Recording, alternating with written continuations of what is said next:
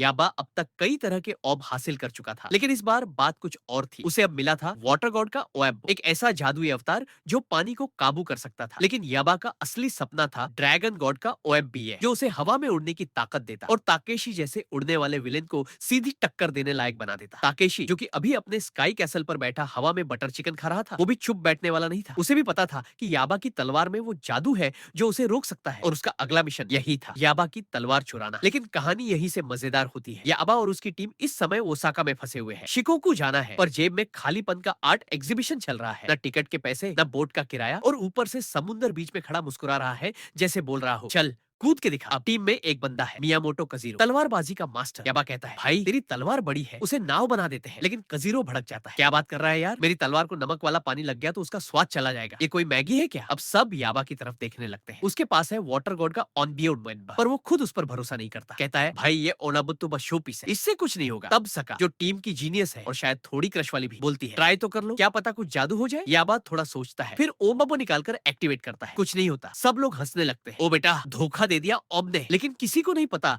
कि समुद्र के नीचे हलचल चालू हो चुकी है। अचानक पानी दो हिस्सों में बंटता है, जैसे मोसेस ने रेड सी में किया हो। सबकी आंखें फटी रह जाती है। समुद्र के बीचों बीच एक लंबा रोड बन जाता है, और अब पूरी टीम उसे पार करते हुए मजे से वॉक करती है, जैसे कोई समंदर की सैर कर रहा हो। रास्ते में एक शार्क आती है, सबके होश उड़ जाते हैं। सब चिल्ला के भागते हैं, और भागते भागते आखिरकार पहुंच जाते हैं शिकोकू। अब कहानी के दूसरे कोने में ताकेशी बैठा है अपने स्काई कैसल में। वो लैंड करता है माउंट फूजी पर। मूड में बड़ा मस्त है। डॉक्टर कनाबू उसे जापान का नया मैप दिखाता है, जिसमें बताया जाता है कि उन्होंने देश के सारे बड़े शहरों पर कब्जा कर लिया है, बस एक जगह बाकी है, ओसाका। ताकेशी गुस्से से कहता है, उड़ा दो ओसाका को, और कैसल के कैनन से ताबड़तोड़ गोलाबारी होती है। ओसाका में बिल्डिंग्स चीरती हुई आग की बारिश होती है। अब ताकेशी सोचता है, अब याबा को भी तो सबक सिखाना है। वो स्पाइडर नाम के अपने एजेंट को भेजता है याबा की टीम के पीछे, लेकिन उससे पहले ही कोतारो फुमा नाम का एक शातिर निंजा वहां भेज चुका होता है। अब याबा की टीम पहुंचती है शिकोकू, जहां एंट्री होती है यामाटो की, जो खुद को याबा की मुंह बोली बीवी बताती है। यामाटो की एंट्री से सायका को थोड़ा जलन हो जाती है। वो थोड़ी रूठने वाली गर्लफ्रेंड की तरह मुंह बनाती है, लेकिन यामाटो तो जैसे तैयारी करके आई थी। कहती है, मैं याबा से शादी करके रहूंगी। सायका जवाब देती है, वो तो सब एक गलतफहमी थी। लेकिन यामाटो हार मानने वाली नहीं थी। उसमें वो डिटर्मिनेशन था जो सास बहू सीरियल्स की विलन में होता है। अब मियामोटो बताता है कि यामाटो को उसने बुलाया था क्योंकि उसके पास है उस खास ओएब की लोकेशन, जिसके लिए सब इतनी मेहनत कर रहे हैं। सब लोग पहुंचते हैं माउंट सुरुगी पर, जहां एक रहस्यमयी पत्थर में छुपा है किंचो तनुकी का लेजेंडरी ओएब। कहा जाता है कि ये ओएब किसी भी विश को पूरी कर सकता है। याबा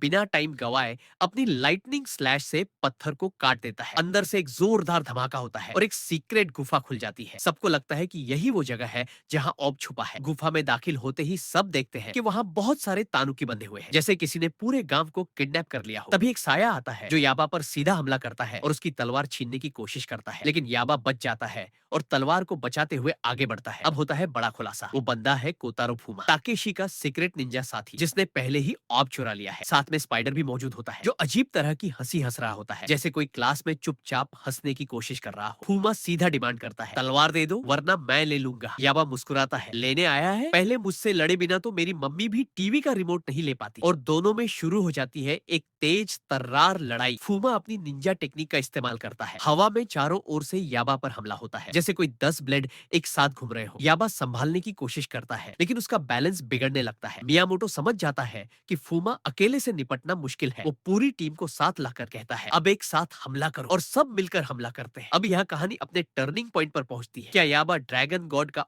ऑब हासिल कर पाएगा? क्या ताकेशी उसे रोक पाएगा? क्या यामाटो और सायका की कैट फाइट रोमांटिक कॉमेडी में बदलेगी या डेली सोप में? और सबसे बड़ा सवाल, वो ऑब वाकई विश पूरी करता है या फिर वो भी वाटर ओनाइब की तरह पहले चुप्पी साध लेगा? ये सब जानने के लिए बने रहिए याबा द राइज ऑफ द ओनेबी में, जहां हर ओनाइब के पीछे एक कहानी है और हर कहानी के पीछे एक तूफान। जिस पल फूमा ने अपनी निंजा ट्रिक से पैरालाइजिंग डस्ट छोड़ी, सबकी सांसें थम गई। डस्ट सीधी याबा की तरफ बढ़ रही थी, लेकिन तभी चर ने अपने विशाल पंखों से इतनी जोर से हवा फैलाई कि डस्ट दिशा बदल गई। मगर किस्मत की चाल देखो, डस्ट घूमकर याबा के साथियों और स्पाइडर पर जा गिरी। एक एक करके सब वहीं जड़ हो गए, जैसे किसी ने पॉज बटन दबा दिया हो। सायका घबरा गई, झट से दौड़ पड़ी उन्हें बचाने के लिए। अब याबा अकेला था और सामने खड़ा था फूमा, चालाक, तेज और हर बार एक नई निंजा ट्रिक लेकर तैयार। याबा फूमा पर झपट पड़ा, लेकिन फूमा बिजली की रफ्तार से गायब हो गया। उसके बाद वह अचानक याबा के पीछे प्रकट हुआ और ब्लेड से हमला कर दिया। याबा का कंधा चीरा गया, खून निकला, दर्द हुआ,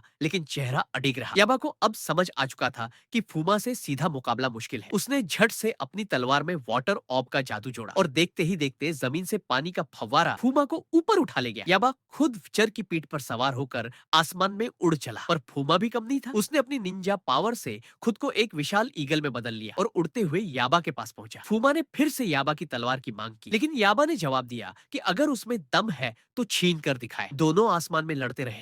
बिजली जैसी गति, तलवारों की टंकार और बादलों के बीच घातक घमासान। साइका इस बीच बाकी साथियों को बचा चुकी थी। वे सब अब होश में आकर नीचे खड़े इस लड़ाई को देख रहे थे। आसमान में याबा ने अपनी तलवार को सूरज की तरफ घुमाया, जिससे तलवार की रोशनी फूमा की आंखों में पड़ी और याबा बादलों के बीच छुप गया। पर फूमा निंजा था, उसने चाल समझ ली। जैसे ही याबा छुप कर हमला करने आया, फूमा ने पलटवार किया और याबा को फिर से बादलों में फेंक दिया। अब फूमा ने बादल हटाने की निंजा ट्रिक चलाई और जैसे ही याबा दिखा, उसने जंजीर से उसकी तलवार को लपेट लिया और उस जंजीर में बिजली दौड़ा दी। याबा और चर दोनों चीखते हुए जमीन की तरफ गिरे और धड़ाम से आ गिरे। याबा की सांसें तेज चल रही थी, लेकिन वो हार मानने को तैयार नहीं था। तभी फूमा एक बार फिर हमला करने दौड़ा, पर बीच में कुछ तानुकी आ गए, जिन्हें बचाने के लिए याबा ने खुद को आगे किया। तानुकी को तकलीफ में देखकर याबा का खून खौल गया और तानुकी भी अब याबा के साथ लड़ने के लिए तैयार हो गए। जैसे ही याबा की तलवार जमीन पर गिरी, तानुकी में से एक ने छलांग लगाकर वो तलवार पकड़ ली और अगले ही पल सभी तानुकी याबा में बदल गए। फूमा चकित रह गया। उसे अब समझ ही नहीं आ रहा था कि असली याबा कौन है। हर तरफ से नकली याबा उस पर टूट पड़े और जब फूमा पूरी तरह भ्रम में पड़ गया, तभी असली याबा ने पीछे से बिजली सी चाल चलकर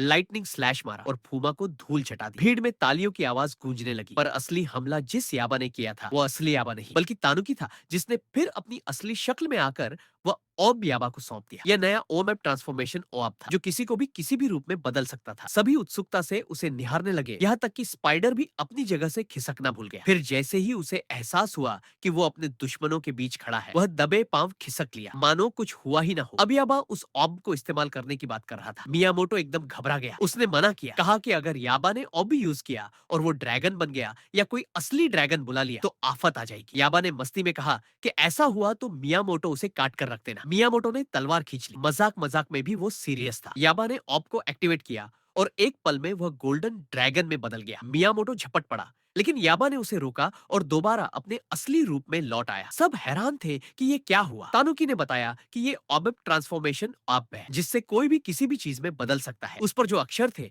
उनका मतलब था गोल्डन बॉल्स, और नाम सुनते ही साइका ने याबा को एक झापड़ मारा। इसके बाद यामोटो ने कहा कि अब उन्हें चशु के माउंट आसू की ओर बढ़ना चाहिए। वहां जाने के लिए फिर से समंदर पार करना होगा। याबा वॉट ओम की ओर देखने लगा और वही रहस्यमय सी झलक फिर से दिखी जो वाटर ओम के टाइम दिखाई दी थी। वो समझ नहीं पाया कि इसका मतलब क्या है। साइका को एक आइडिया आया। उसने याबा से कहा कि ट्रांसफॉर्मेशन ऑब का इस्तेमाल करके वो खुद को एक बोट में बदल ले। याबा बोला, एकदम शाही बोट बनूंगा, और जैसे ही ट्रांसफॉर्म हुआ एकदम छोटी सी लकड़ी की कश्ती बन गया। सब हंसी रोक नहीं पाए, पर काम चल गया। सब उस बोट नुमा याबा पर सवार हुए और समंदर पार करने लगे। और इसी के साथ ये मजेदार एक्शन से भरा एपिसोड यही खत्म होता है। अब आगे क्या होगा? याबा माउंट आंसू में क्या खोजेगा? क्या असली ड्रैगन उससे मिलेगा? ये सब जानने के लिए अगला एपिसोड जरूर देखना।